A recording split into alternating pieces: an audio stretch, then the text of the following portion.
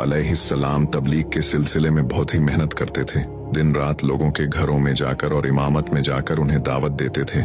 नूह अलैहिस्सलाम लोगों को समझाते और यहाँ तक कि उन्हें यह करते करते 950 साल गुजर गए, पर सिर्फ कुछ लोगों के सिवा कोई भी ईमान नहीं लाया। नूह अलैहिस्सलाम की कौम उनका मजाक बनाती थी और कहती थी कि अगर तुम सच्चे हो तो जिस अजाब का तुम हमसे वादा करते हो उसको लाओ। नूह अलैहिस्सलाम की कौम साल दर साल बुराई में आगे बढ़ती गई और नूह अलैहिस्सलाम को परेशान करती रही।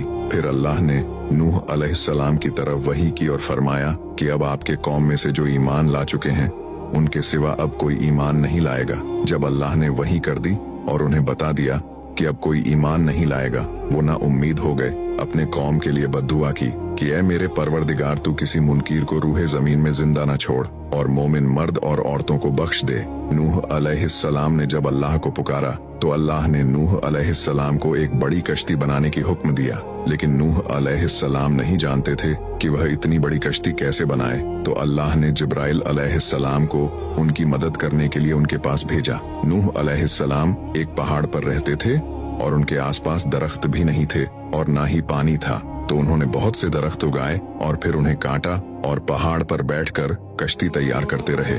लोग जब नूह अलैहिस्सलाम को कश्ती बनाते देखते थे तो उनका बहुत मजाक बनाते थे और कहते थे कि यह कैसा मजनू है जो पहाड़ पर कश्ती बना रहा है। लेकिन नूह अलैहिस्सलाम की इतनी मेहनतों के बाद एक बहुत ही बड़ी कश्ती तैयार हो गई। तो अल्लाह ने नूह अलैहिस्सलाम को हुक्म दिया कि मोमिनों को और अपने घर वालों को और जमीन पर बसने वाले तमाम जानवरों को इस कश्ती में सवार कर लो। और फिर अल्लाह ने आसमान और जमीन से पानी खोल दिया, जिस वजह से जमीन पर सैलाब आ गया। इस सैलाब ने दुनिया में रहने वाले इंसान और जानवरों को गर्क कर दिया और तूफान का पानी पहाड़ों से भी ऊपर हो गया और सिर्फ नूह अलैहिस्सलाम की कश्ती इस तूफान में बाकी रही।